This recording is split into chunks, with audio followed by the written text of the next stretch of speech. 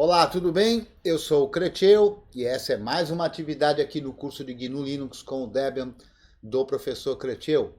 Mais uma aula de Tira Dúvidas.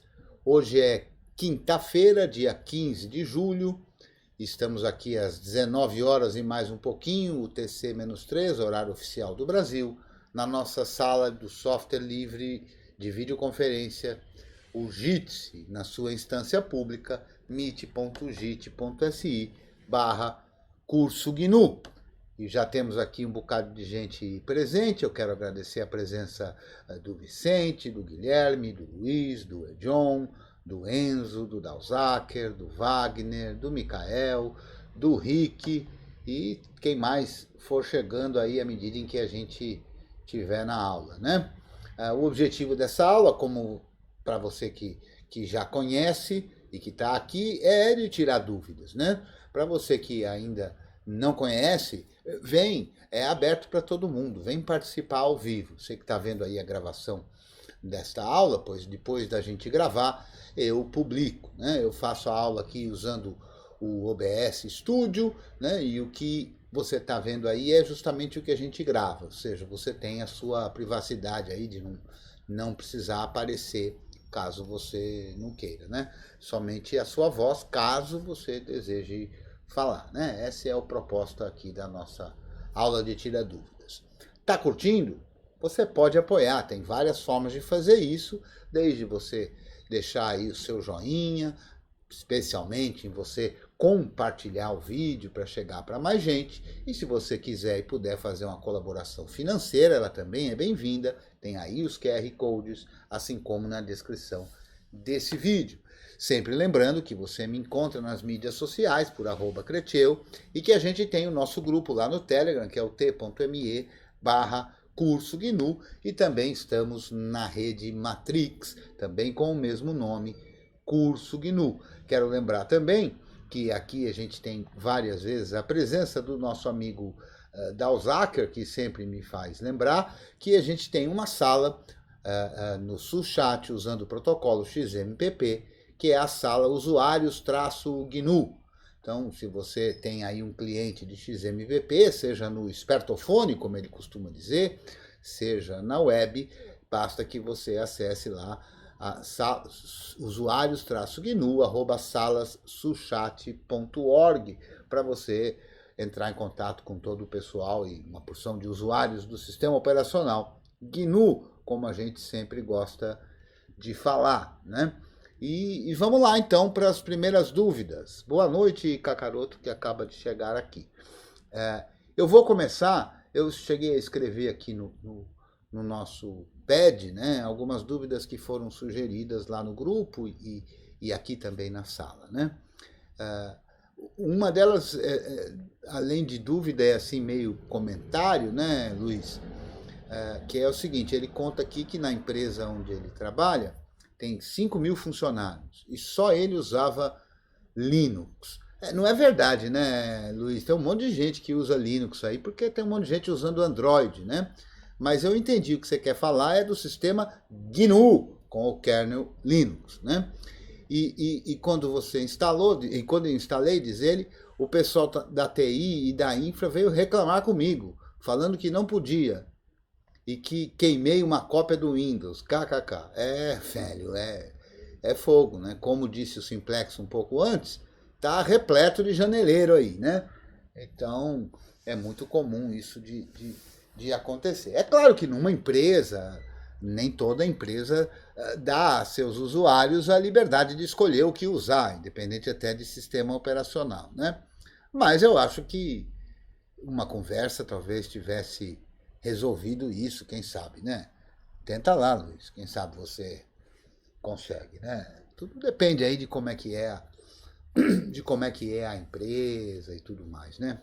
Mas é parte da coisa que a gente que é utilizador do GNU Linux e mais ainda de quem entende a importância do software livre e de quem eventualmente se manifesta na defesa desses valores defendidos pelo software livre, né? Então depende muito de como é que é a empresa para ver se você tem ou não aí espaço para conseguir alguma coisa. Quem sabe com conversa, né? Com o aspecto do bom relacionamento, né?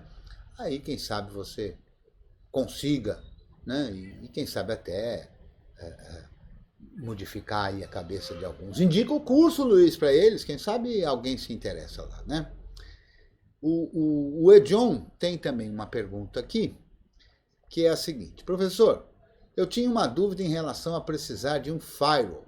Se na minha rede, por exemplo, tem várias máquinas com janela quebrada, será que existe maior necessidade de eu ter um firewall? E se possivelmente alguma máquina com janela está infectada? Meu velho. Bom, sobre firewall, a gente tem que ter alguns senões aí, algumas coisas que a gente precisa conversar, né? Uma delas é a seguinte, né? É muito comum lá no universo janileiro a galera não saber desligar os serviços que tem rodando. Então, se eu der uma olhada aqui, ó, vamos ver como é que está aqui a minha máquina. Essa linha de comandos usando o programa SS, né? Que é parte aí do IP route, se não me engano, vamos ver se é. Vamos rodar aqui um dpkg-s maiúsculo e vamos abrir aqui um subshell rodando o it SS, né? Desta forma, pois não. No vídeo ainda está no apoiar. Opa, obrigado. A gente sempre cometendo essa gafe, ainda bem que tem gente que colabora. Tá vendo? Ao vivo é isso aí. A gente erra e pronto. Agora tá dando para ver, né?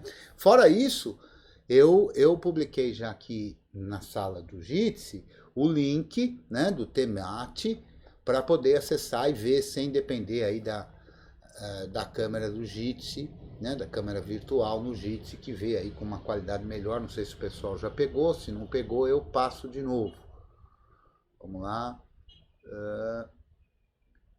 Cadê o link aqui? Tem outros links, outras coisas, outros papos. Então aí a galera às vezes não viu, né?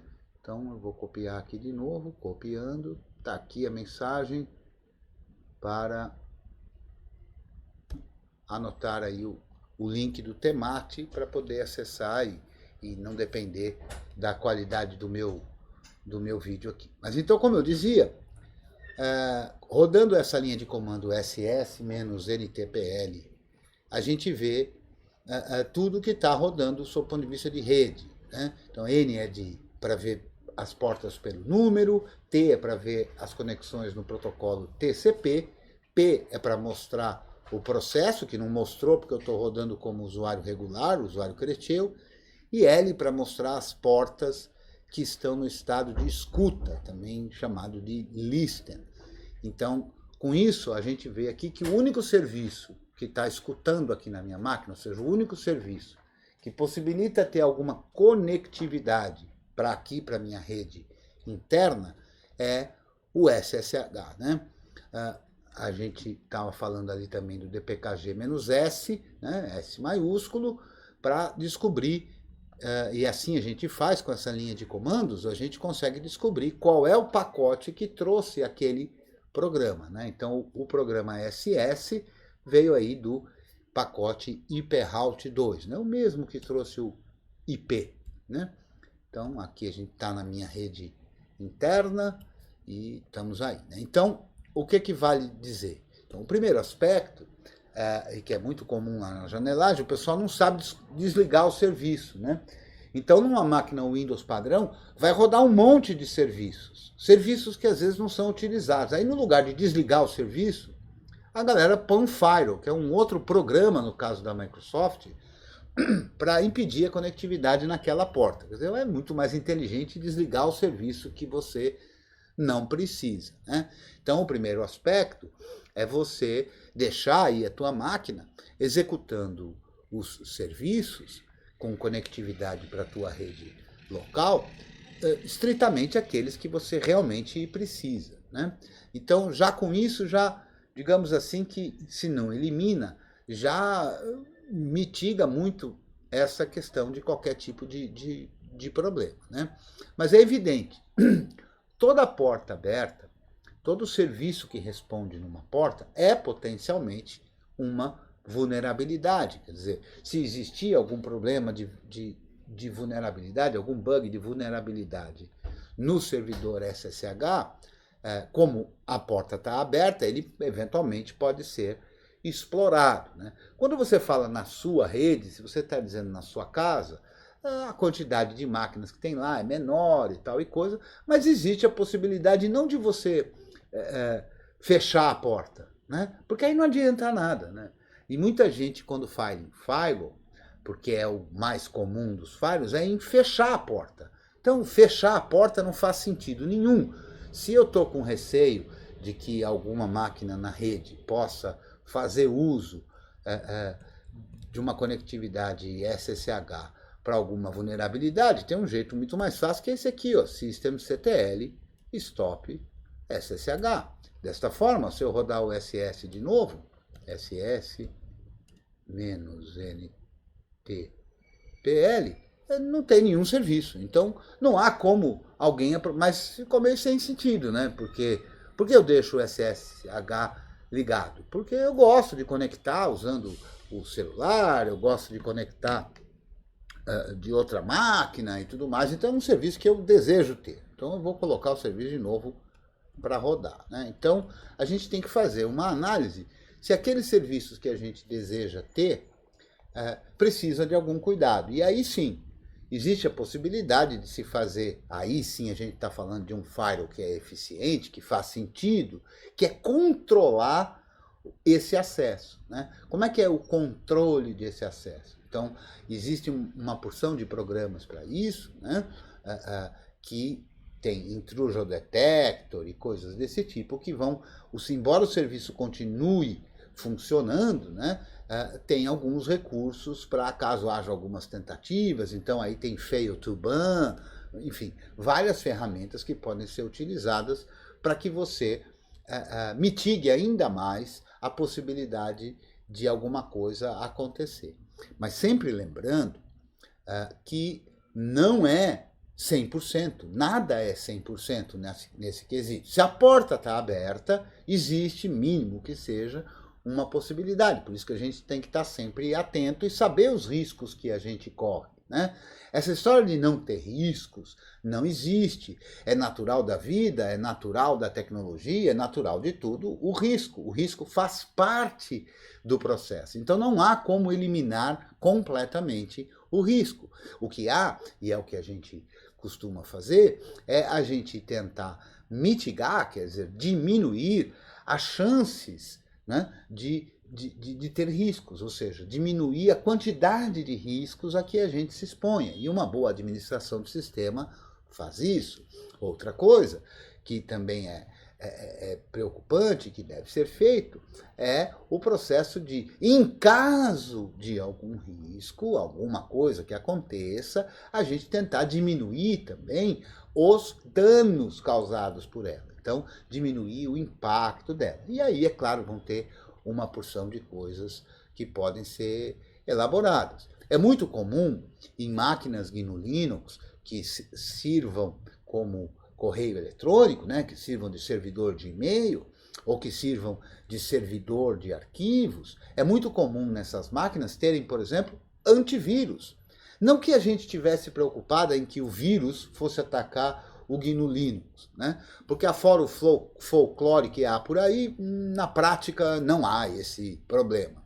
Mas o antivírus serve para que, se uma máquina infectada de Windows enviar um e-mail com um vírus para outra pessoa, o servidor de e-mail tem recursos, através do antivírus, para não propagar isso para uma outra máquina e infestar a rede Windows, as máquinas Windows da rede, com vírus. Então é comum a gente ter em infraestruturas maiores, corporativas e tal, esse tipo de preocupação. Se você está falando de novo, João, aí na sua casa, eu sugiro você fazer experimentos. Né? Aqui eu sempre defendo a ideia de que a gente deve fazer experimentos com os nossos recursos, no nosso computador, para ir adquirindo uma experiência para chegar no mercado de trabalho, chegar na prestação de serviços e saber o que está falando. Né? Então eu sugiro você dar uma procurada em Intrusion Detector, detetor de intrusor, e procurar também por Failban. Eu vou deixar aqui na descrição desse vídeo alguns links aí sobre esse tema, beleza? Vamos lá, que eu acho que tinha mais uma pergunta. Uma outra questão que também apareceu lá no grupo, sempre lembrando que aqui o papo é ao vivo e que a gente está num processo aberto em que as pessoas podem se manifestar, se não ficou claro alguma coisa que eu falei, se alguém discorda, né? E por aí afora, né? Então eu vou ler aqui o que escreveu o John a meu pedido, porque o que aconteceu lá no grupo? Eu vou explicar para vocês aqui, para ficar claro para todo mundo que eventualmente não acompanhou lá no grupo. O que aconteceu foi o seguinte: uma das pessoas lá do grupo colocou que estava encontrando lá um bug, né, uma mensagem de erro sobre um tal de MDS, né? MDS, Micro Architectural Data Sampling, ou Micro Architectural Data Sampling.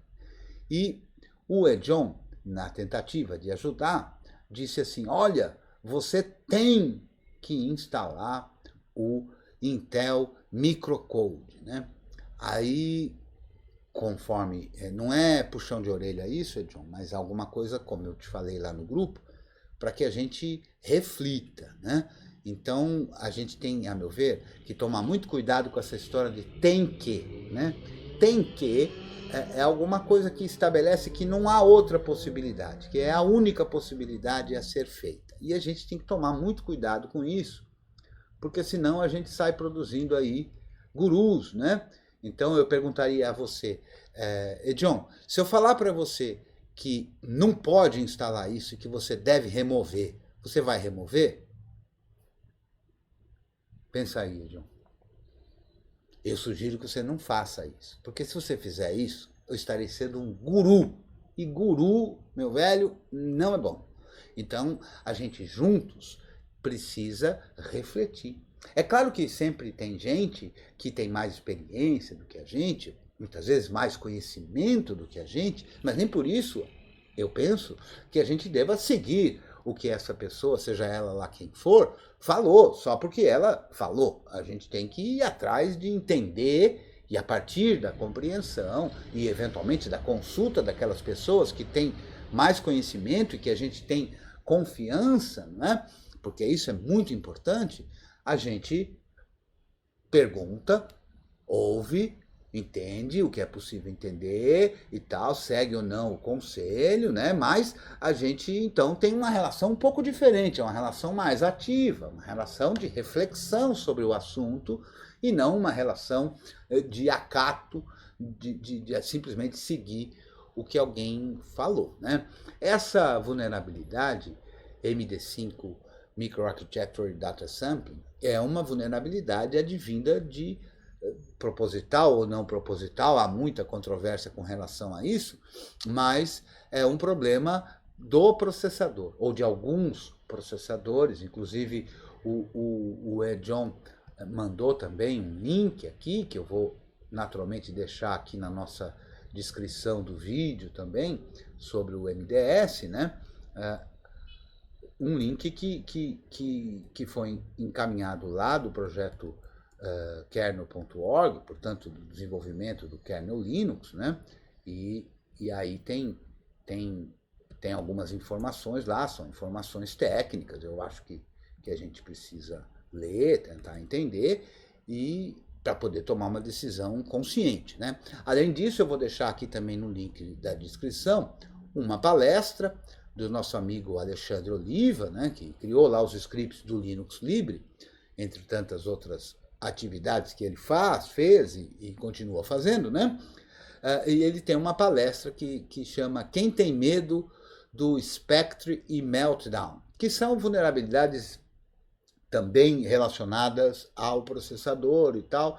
Então tem uma palestra que eu vou deixar o link aqui para você poder acompanhar e ir formando a sua convicção e, enfim, escolhendo qual é a melhor forma que você acredita ser para resolver a questão. né? É importante, e eu acho que a proposta que eu fiz para o Ejon lá no grupo foi, vamos refletir, né?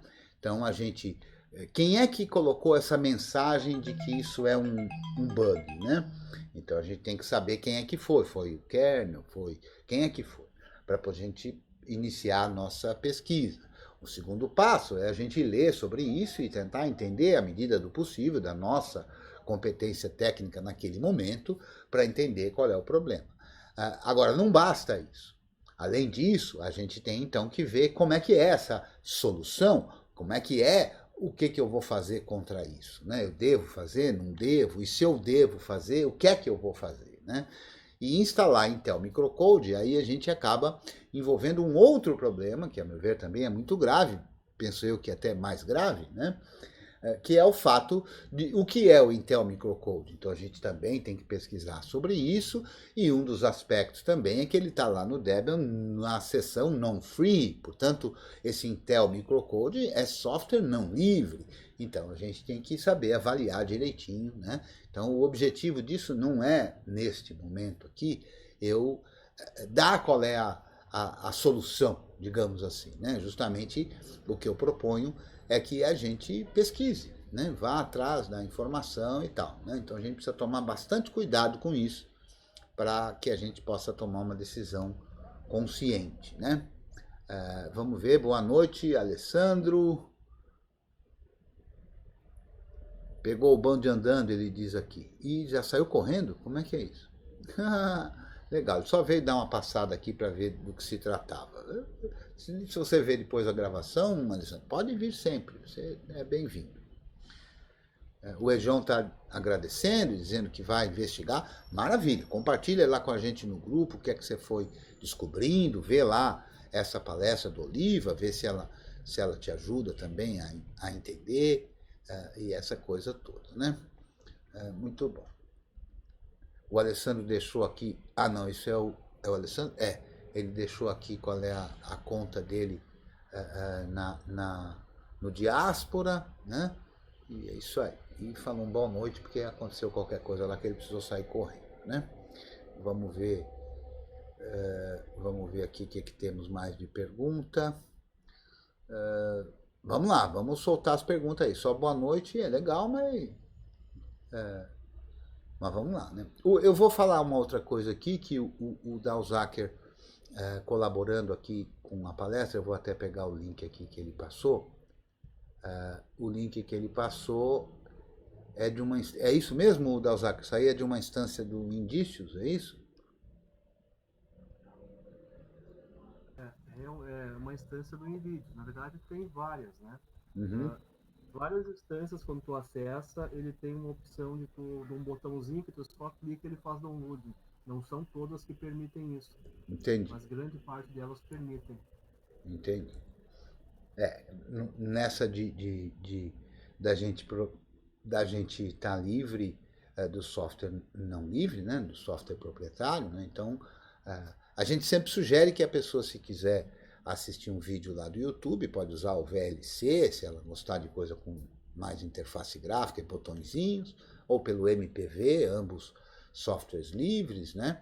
Mas tem também a possibilidade aí pela web de usar essa ferramenta chamada Indícios, que busca lá no YouTube, porque afinal a fonte do vídeo é do YouTube, mas apresenta para o usuário o vídeo sem que ele tenha que ter uma conta no YouTube, sem que ele tenha que estar logado no YouTube. Isso é interessante também, tem aí uma outra possibilidade. Eu vou também deixar o link aqui na descrição, né? E vamos lá, o que a gente tem mais? O Kakaroto pergunta aqui, ele disse que queria saber se tem alguma alternativa ao Google Drive que seja livre. Tem sim, cara. Tem Nextcloud, por exemplo, né? Uma ferramenta de nuvem que é software livre. E você consegue se pesquisar isso com... Eu não tenho nenhuma aqui à disposição, não sei se o Dalzaker, se o Rick tem alguma instância que disponibilize algum espaço de forma livre e tudo mais, mas o Disrot, por exemplo, não é? Dalzac também é outra ferramenta nessa linha, né? Então, é isso, Dalzac? Sim, o Disroot é um coletivo situado em Amsterdã e que oferece vários serviços, e-mail, nuvem. Nuvem, na verdade, é o computador deles, né?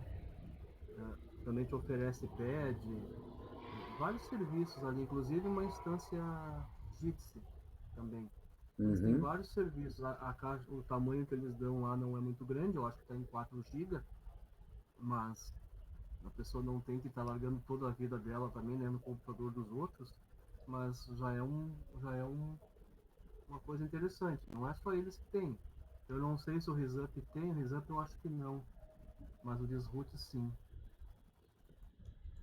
Eu vou deixar aqui também na descrição do vídeo o link aí do Disroot, né? E depois também vou caçar aqui o do Nextcloud e tal e coisa, para que tenhamos aqui várias possibilidades e várias opções, né? É claro, cara, que a gente tem que pensar sempre que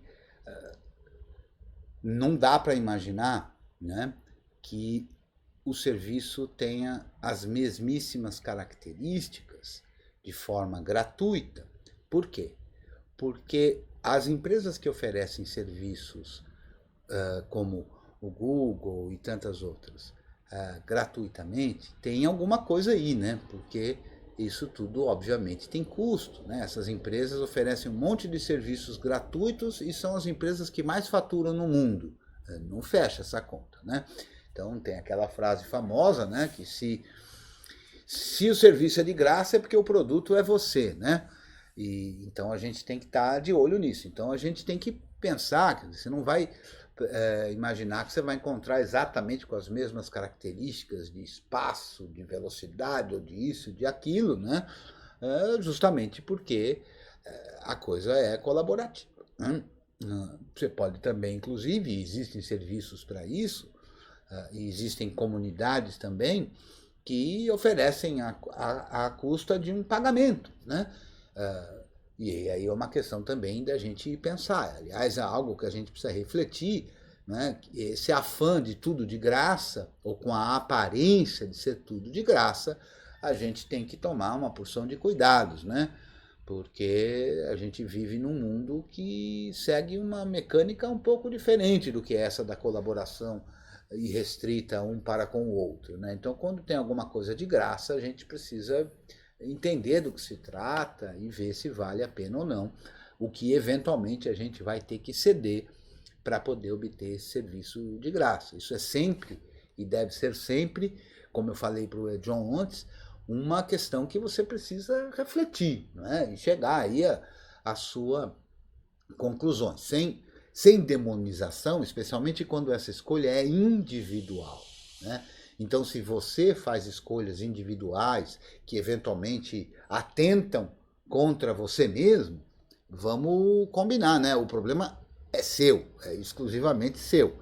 Então, é claro que eu sugiro que você sempre tenha cuidado com relação a isso, mas quando a gente toma uma medida que diz respeito exclusivamente a nós mesmos, a gente pode refletir sozinho. Eu acho que o grande problema é justamente quando essa medida interfere na vida de outrem, de outras pessoas, né? Como tem feito muitas universidades brasileiras e tudo mais, que simplesmente entregam, né, todo um conteúdo que é um conteúdo público da universidade pública, né, e também de escolas e tudo mais, para uma iniciativa privada que não sabemos direito, ou até sabemos o que vai fazer com toda essa informação, né? Então é importante a gente ter essa distinção, né? Quando eu escolho e tem a ver comigo e só comigo, o problema é meu, ainda que seja ruim, né? Agora, quando alguém escolhe e que vai interferir na vida de um monte de gente que muitas vezes ficou sem escolha, sem a possibilidade de fazer a sua própria reflexão,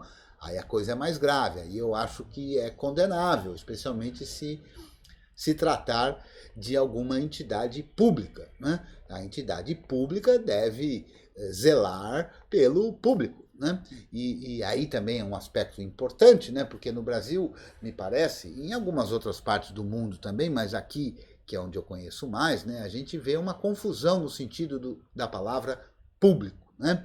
Então, público é aquilo que é de todos. Público não é aquilo que é de ninguém, né? A gente vê pelas ruas muita coisa, que se dane, isso é público mesmo, como se não fosse uma coisa que não é de ninguém, né? E a ideia do público é justamente o oposto, né? É alguma coisa que é de todos e, portanto, todos nós devemos, a meu ver, ter cuidado com uma coisa pública, né? Porque afinal é de todas, né? De todos.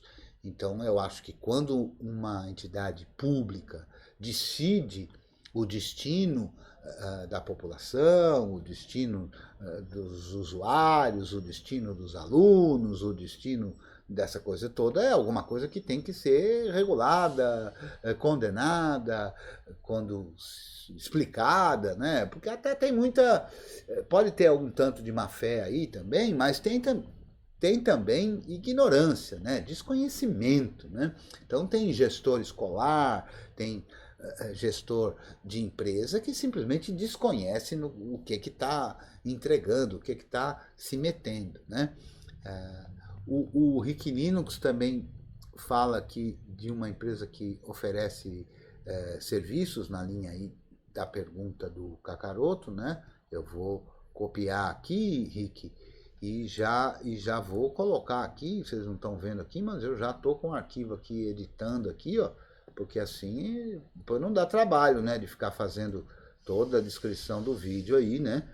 Mas já tem aqui, já está lá na descrição, ó, hasta 20 GB de maneira gratuita. Ó, pronto. E eu vou inclusive deixar para ficar bacana aqui, eu vou colocar aqui quem foi a pessoa que colaborou, né? Que assim fica legal, né? A gente vai construindo isso aqui, né? Vamos lá, ó, ao vivo a parada aqui. Então tá bom. Quem é que é o próximo aí nas dúvidas? Pois não. No sé si se me escucha. Escutamos sim. Bien, bárbaro. Astian es una empresa colombiana. Yo en el Flisol pasado estuve conversando con ellos.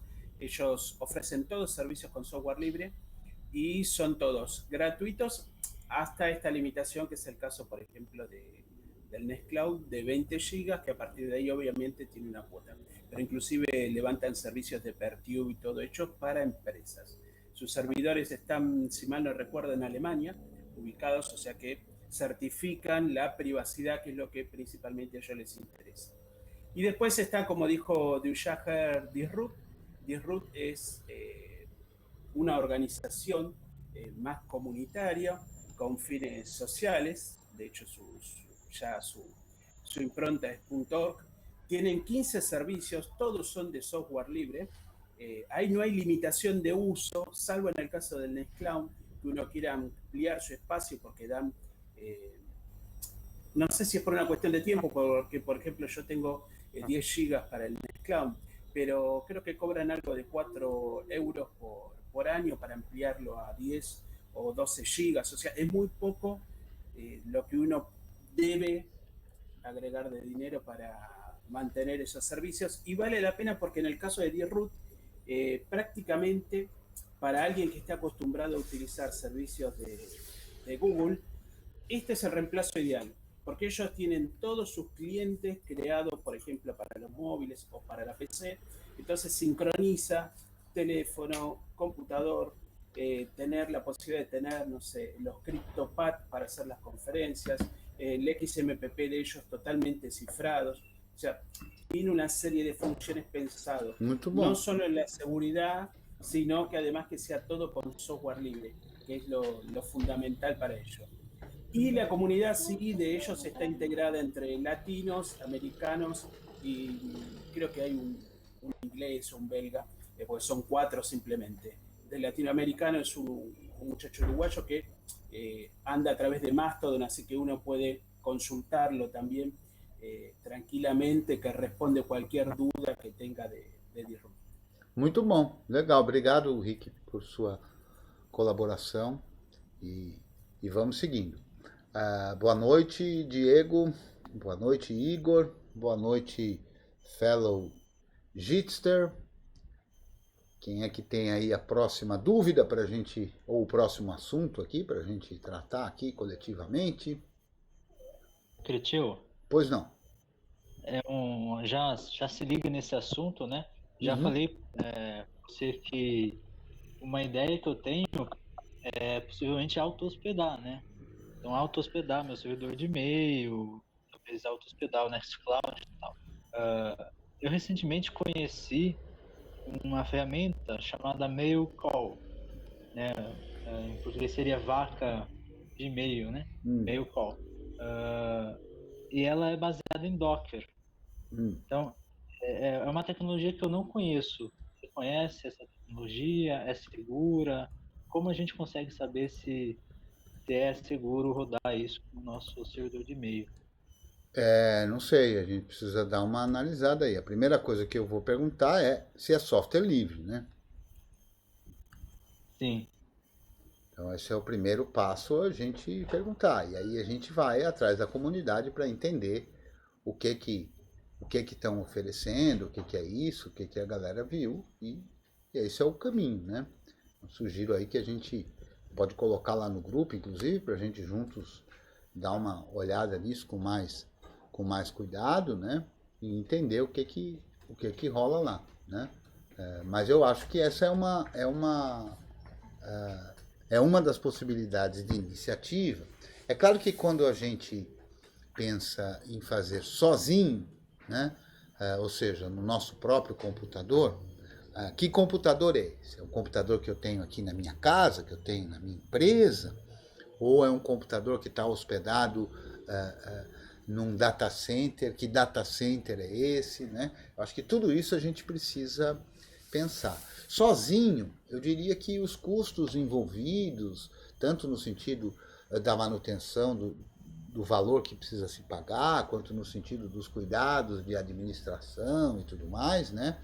Então eu tenho achado bem interessante, e isso tem ocorrido em diversos coletivos, né, que são justamente as pessoas coletivamente, com essas preocupações e interesses, se unirem, se juntarem para juntas construírem isso. Então, tanto sob o ponto de vista dos valores envolvidos, né, como sob o ponto de vista da administração. Né? Então, acho que essa ferramenta é mais uma aí que a gente precisa dar uma olhada, Guilherme, e ver aí o que a gente pode pensar dela. Aí. Beleza? Mas beleza. muito obrigado. Aí já está lá no que se tornará a descrição do vídeo, né? Que eu já tratei de pesquisar aqui e colocar lá, tá? Então, obrigado aí pela tua colaboração também. E vamos lá, quem é que tem mais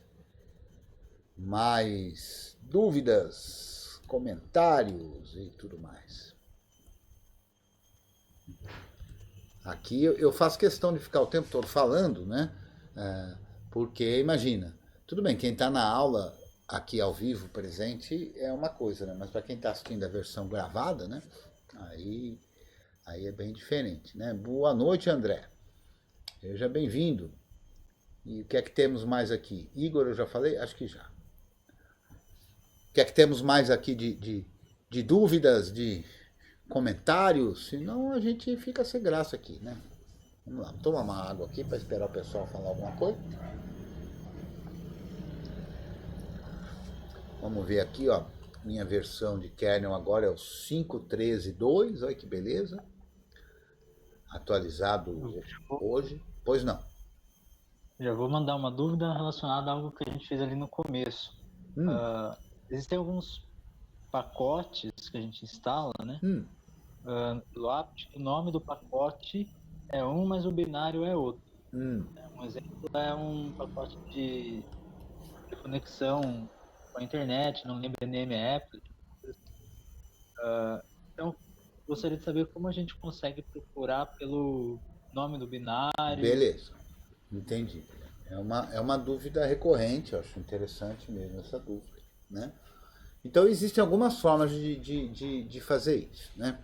Se, como foi o caso aqui do SS, que eu mostrei antes, se o pacote que a gente quer saber, ou melhor, se o binário que a gente quer saber a qual pacote pertence está instalado, a forma mais simples é essa aqui mesmo, dpkg-s, a meu ver, né?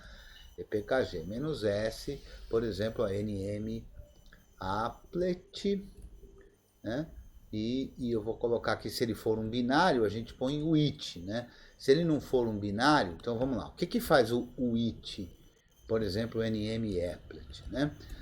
Quando a gente tem um programa que é executável, que pode ser executado de qualquer lugar, o programa it vai justamente mostrar para a gente o caminho completo do arquivo. Então, desta forma, eu vou usar o dpkg-s para pesquisar por esse arquivo. Se for um arquivo que não é um executável, por exemplo, vamos ver aqui vamos ver aqui, dpkg-s/etc/fstab. Vamos ver se isso veio em algum lugar. Não veio, porque ele é construído por um script de um pacote. Vamos tentar ver aqui um outro. No etc apt sources.list. Também não, foi escrito por um script. Vamos ver aqui, etc mke2fs conf, pronto, está aqui. Então, aqui a gente tem um arquivo de configuração, o /etc mke2fs, que veio de um pacote chamado e2fs programs, né? e2fs programs, que é um pacote que traz ferramentas para a gente lidar com os sistemas de arquivos ext alguma coisa, xt2, xt3, xt4, que é o padrão aqui no Debian, né? Então essas são as formas da gente ver um arquivo, né? Eu estou ouvindo um ruído, eu vou mutar a galera, porque eu estou ouvindo aqui um ruído, um apitinho, não sei de onde está vindo. Vamos ver se eu consigo aqui. E pronto, beleza. Não estava vazando aqui o som de alguém. Bom, então olha só. Quando a gente tem o pacote já instalado, né, aí essa forma é a forma que eu considero a mais simples. Agora, se você não tem o pacote instalado, aí tem outras formas. Por exemplo, tem uma ferramenta que eu acho que eu não tenho, é o apt-cache. Não vai fazer isso. Já faz tanto tempo que eu não uso que eu não lembro. Deixa eu pesquisar aqui, ó. apt search apt alguma coisa. apt file, se não me engano. Vamos ver se é assim. Isso, apt file. Pesquisa por arquivos dentro de pacotes, interface de linha de comando, né? Eu provavelmente não tenho instalado isso. Vou instalar lá numa máquina virtual, lá no Clovis, e vamos instalar aqui, apt install apt file. O que faz o apt file? O apt file, ele vai baixar, quando a gente rodar, as listas de todos os pacotes com a ideia do que tem lá. Então vamos lá, apt file, e vamos dar uma olhada no man aqui, ó. apt file, ele é um utilitário de pesquisa em pacotes, é a linha por linha de comando, né? Então ele tem apt file list, que é equivalente ao dpkg-l, que é o contrário, né? Então se eu fizer aqui, ó, dpkg-l e colocar o nome de um pacote, né, que eu tenho instalado, como por exemplo aquele lá que a gente viu, e2fs progs, a gente vê quais foram aí, é o contrário, né, Guilherme, o processo contrário, que é descobrir quais os arquivos que vieram num determinado pacote. Então o apt file list e2fs progress faz opa, o que é? Olha só, como é a primeira vez que eu estou rodando, né, o cache está vazio, eu tenho que rodar primeiro o apt file update, né? Então, veja como é importante a gente ler as mensagens de erro, né? Às vezes, deu erro, né? Às vezes eu vejo lá muito no grupo o pessoal falando, fui fazer tal coisa, deu erro, né? Deu erro não resolve nada, né? Vamos ler o erro. Ler o erro já é meio caminho para resolver a parada.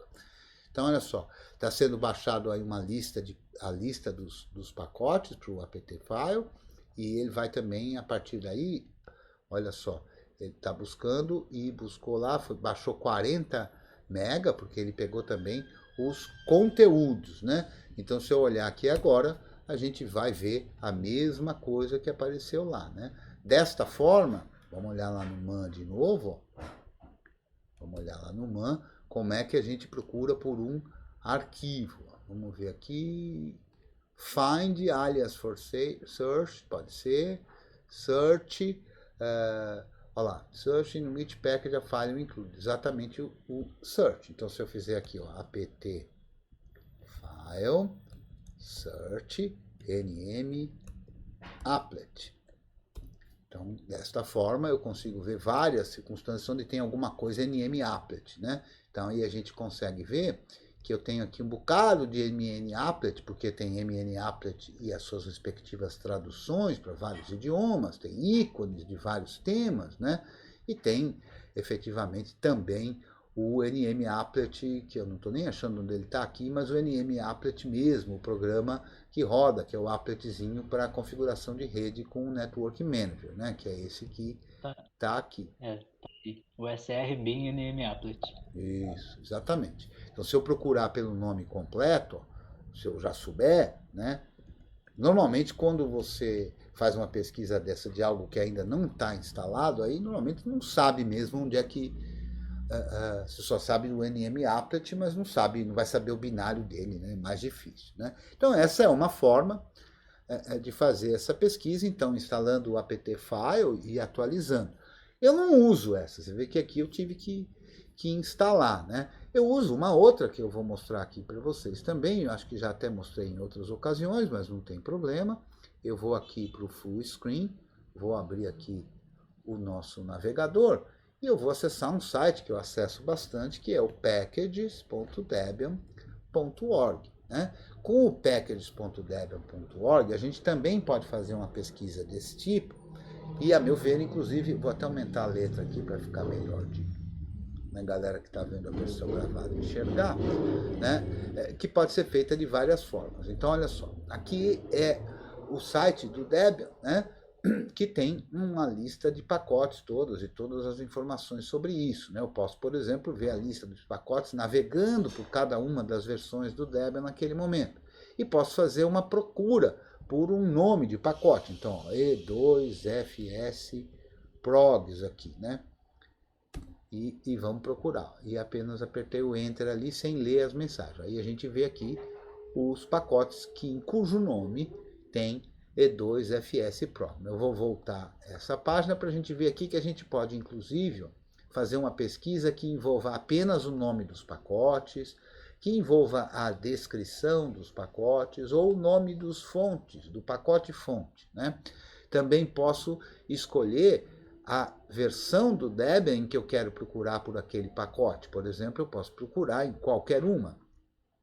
E também a seção, se eu quero procurar em quais das seções dos repositórios, na main, que é onde eu sempre recomendo, contrib, non-free, ou todas elas, né? Então, desta forma, se eu olhar aqui, ó, pesquisando por E2FS-Progs, eu vejo que o pacote E2FS-Progs está na versão tal, do Jesse, que é o Old Stable, na versão do Stretch, que é o Old Stable, do Stretch Backports, do Buster Backports, do Bullseye, que vai ficar estável daqui a poucos dias, né? Está prometido aí para o dia 30, né? E também no SID. Então a gente consegue acompanhar todas as versões que tem aquele pacote na distribuição. E mais do que isso, esqueci de mostrar uma coisa. Eu posso também aqui, então, se eu pegar aqui, vamos lá, do Bullseye, se eu clicar aqui, opa, chegou um café aqui, muito obrigado.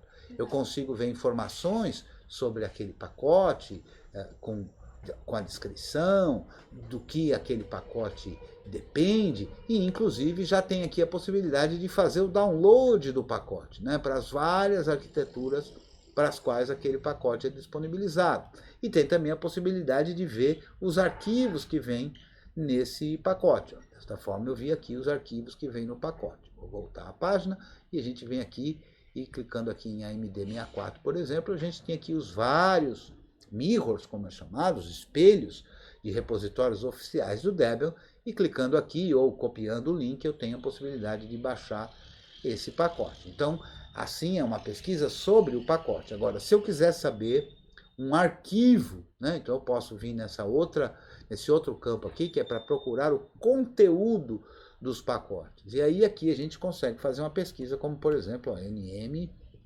applet, para ficar igual ao que a gente fez.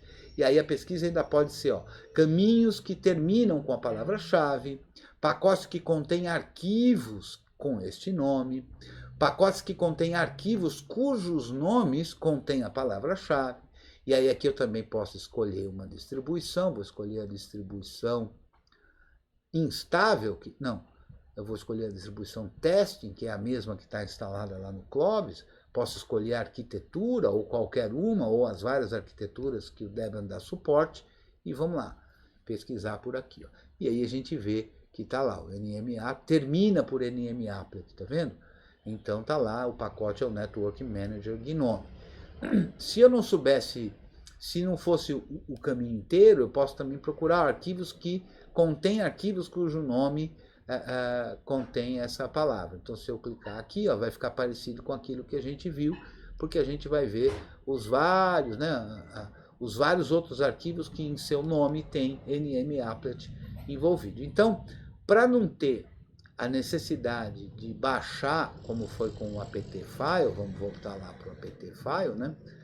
Para não ter a necessidade de baixar, de manter isso atualizado e de isso valer só para a versão que eu tenho instalado, eu dou preferência para fazer uso lá do site packages.debian.org. Mas cada caso é uma circunstância, né? É claro que assim, depois de baixar, eu tenho a disponibilidade de usar o apt-file aqui mesmo quando não tem conectividade de internet, né? Então, é uma coisa que cada um aí vai escolher a que prefere, né? Eu prefiro, ainda mais aqui que é uma máquina virtual, né? Não faz muito sentido eu ter isso aqui. Então eu removi aqui, né? E vamos dar um apt auto purge. Tudo bem? Foi o Guilherme, né? Quem fez essa pergunta? Sim. Então tá bom. Quem é que tem a próxima aí?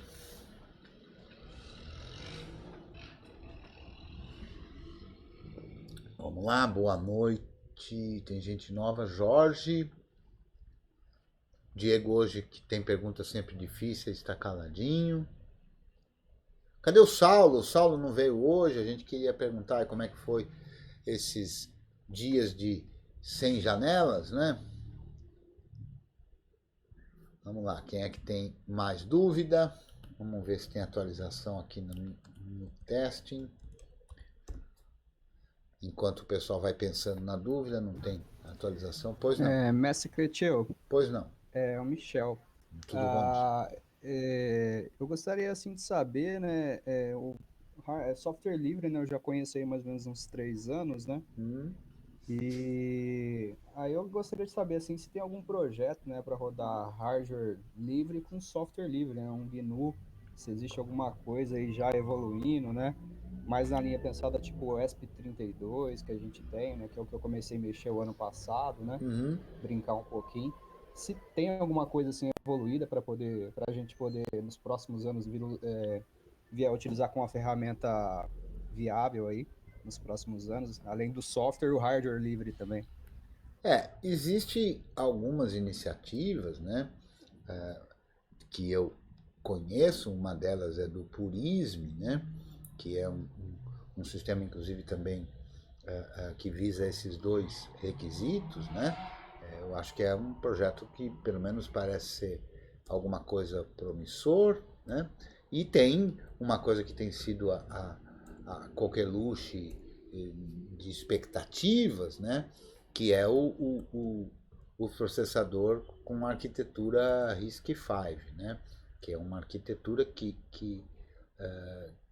é um projeto que tem design livre, né, que tem design aberto, né, e que parece que se a gente conseguir fazer as pressões devidas e se organizar de forma bacana, né, porque construir um processador, fabricar um processador não é alguma coisa que eu ou você ou meia dúzia de 500 pessoas consigam fazer, né? Construir processador é um negócio bem complicadinho, né? E que exige uma escala, né? Então eu acho que essa me parece ser uma linha bem promissora, né? Inclusive, se a gente observar, ó, eu vou voltar aqui pro full screen e a gente vai ver ali no Debian, mas ainda não é oficial, né?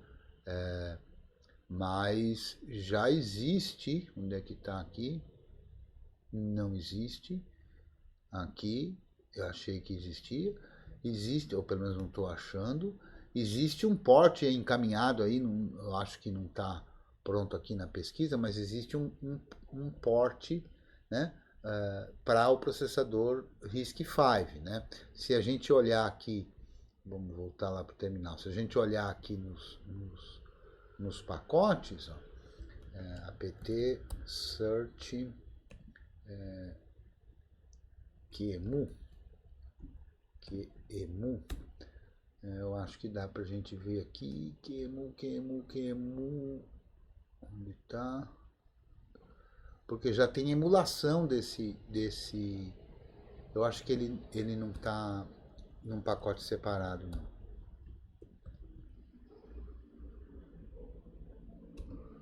Eu acho que ele está num QEMU alguma coisa. Vamos ver aqui.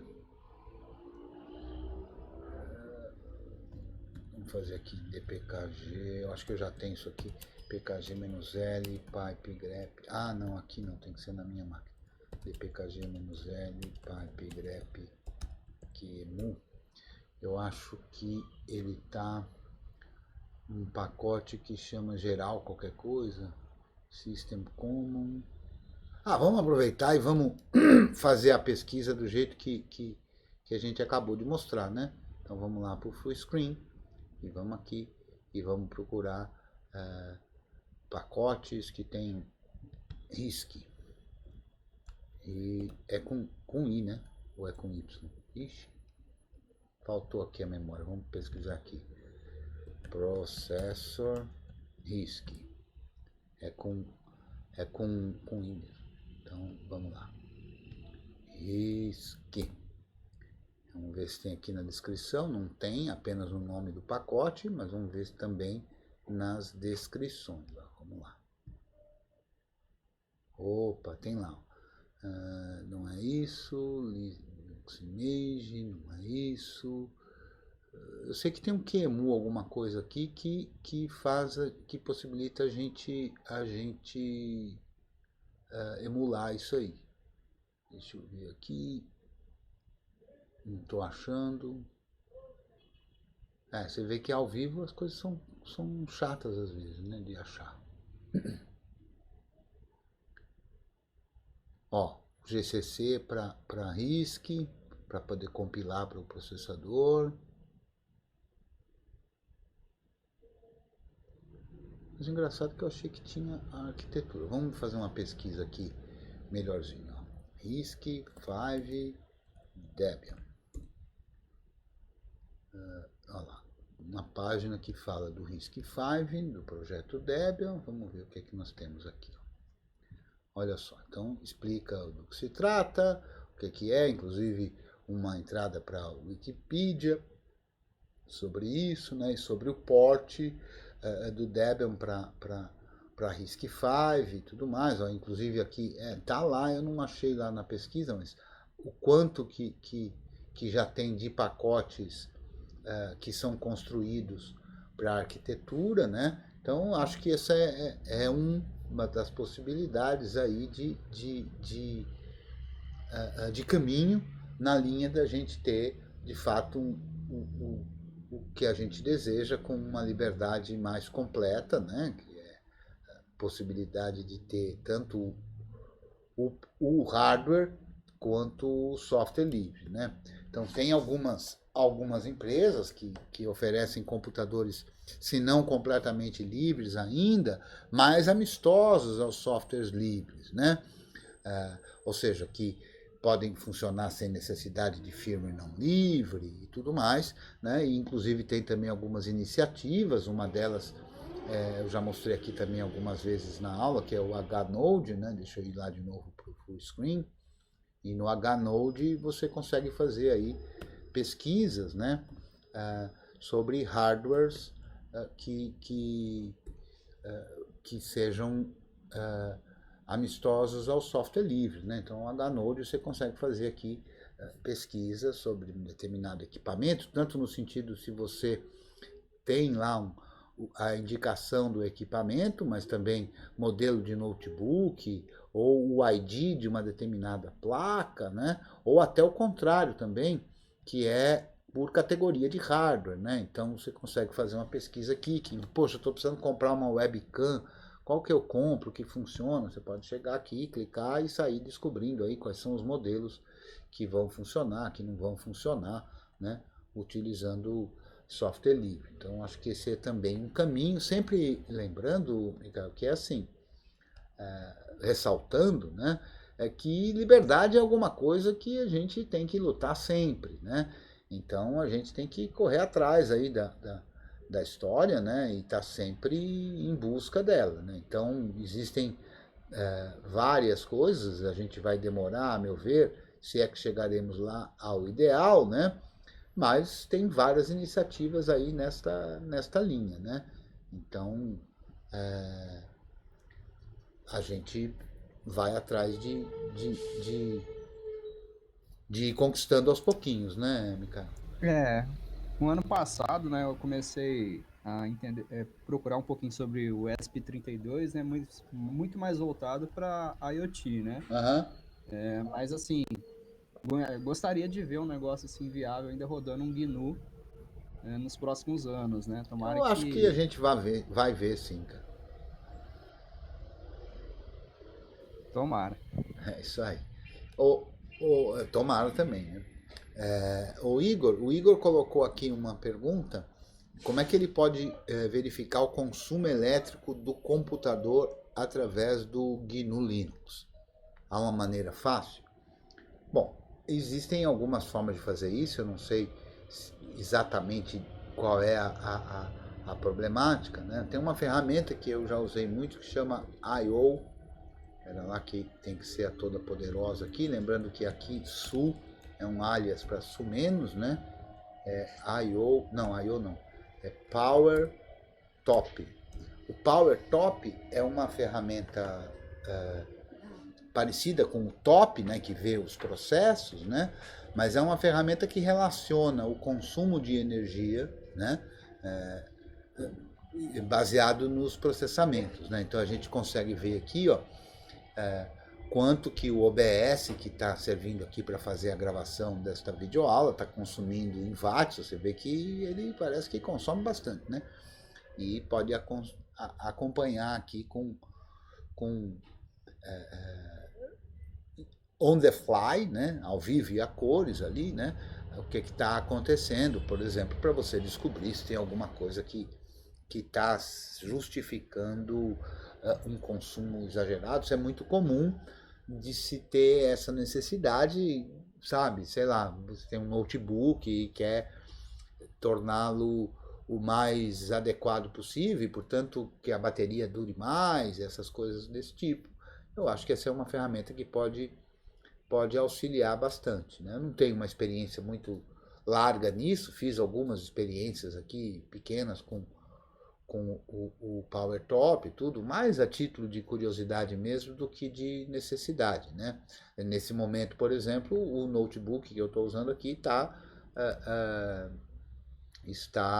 até tem um scriptzinho aqui que mostra, está com 100% de bateria, ó, né? E também dá para ver aqui na minha barrinha, que você não está vendo agora, mas você já pode ter visto antes, porque ele está conectado na energia, né? Eu não gosto de correr o risco aqui de, durante o processo de gravação da aula, né, ter algum problema com relação a isso, né? Coisa que já aconteceu até em palestra que eu dei, que eu não olhei nisso e no meio da palestra desligou o notebook por falta de energia, né?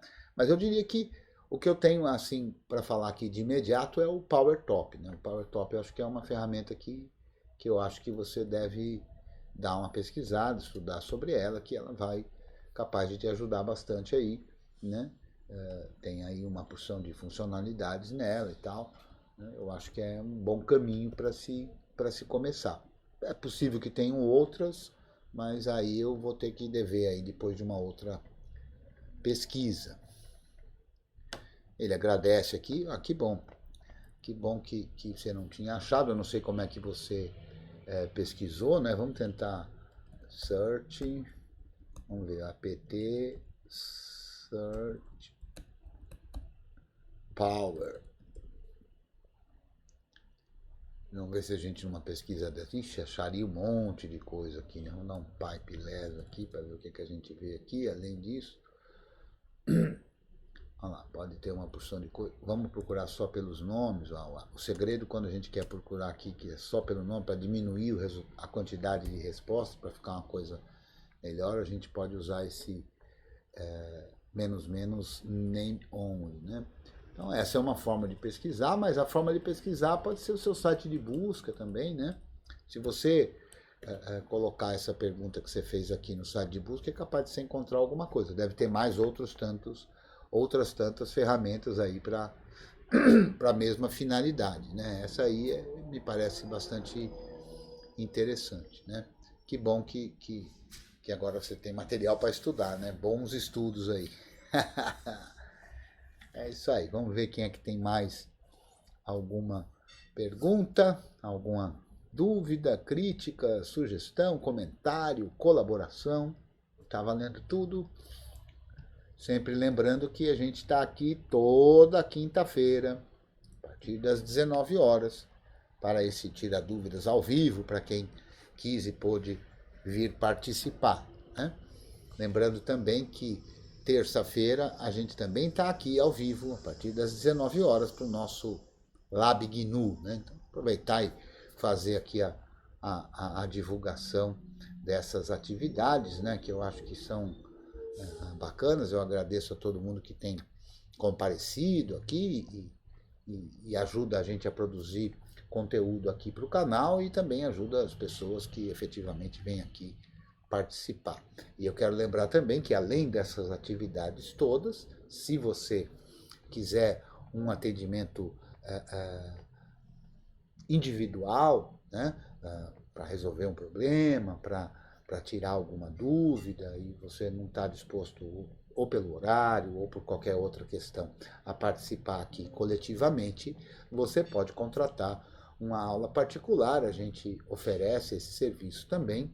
O custo não é proibitivo, né? Você pode aí juntar um grupo de 2, 3 pessoas também, alguma coisa nesse sentido, e a gente está aí à disposição também. E vamos lá, quem é que tem mais dúvida? Vamos lá para as dúvidas. Ninguém tem dúvida? Quanto é que nós estamos aqui já de carga horária? 1h08, estamos suave ainda, até 2 horas a gente está de boa para não ter problema de sincronia. Mas se ninguém tiver mais dúvida, aí a gente encerra, né? O que temos aqui? Vamos brincar aqui um pouquinho. Vamos até o Clóvis. E eu costumo brincar sempre que eu uso o apt update como teste de conectividade, né? É sempre o que eu procuro usar e atualizar. É por isso que eu estou aqui desesperado que o Debian Bullseye seja logo definido como a versão estável, né? Que é para o meu Debian Seed aqui continuar recebendo as atualizações na frequência que quem curte o Seed está acostumado e gosta que aconteça, né? Muito bem. Então, se não temos mais dúvidas aqui presentes, a gente vai terminar por hoje aí, agradecendo a presença de todos e todas que quiseram e puderam participar aqui ao vivo, agradecer a audiência de todos e todas, dizer que a gente está aqui é encontrado nas mídias sociais por @Cletcheu. Este material, assim como outros tantos, como aulas, laboratórios, tutoriais, faz parte do curso de GNU Linux com o Debian do professor Cletcheu, e que a gente tem um grupo de apoio lá no Telegram, que é o t.me/curso GNU, assim como na rede Matrix, também pelo mesmo nome, curso GNU. Eu espero que você tenha curtido, né, que você tenha aprendido alguma coisa nova, ou que alguma coisa tenha chamado sua atenção para você progredir nos estudos. O nosso objetivo aqui é que você use o GNU Linux com confiança, né? Sabendo o que está fazendo e resolvendo os seus próprios problemas, das outras pessoas, ou eventualmente fazendo disso uma atividade profissional ou se aprimorando na sua própria atividade profissional. Se você curtiu, gostou, deixa aí o seu joinha, compartilha, que é sempre uma forma muito positiva de apoio, né? Que não custa nada fazer esse apoio, caso você queira, né? E existe também a forma de você fazer um apoio financeiro, que vai nos ajudar bastante a continuar esse trabalho. Ela pode ser feita lendo aí os QR Codes ou na descrição, ou na descrição desse vídeo. Eu espero que você tenha curtido e que a gente se veja numa próxima oportunidade. Caso você queira, venha aí participar com a gente ao vivo. Um abraço e até lá!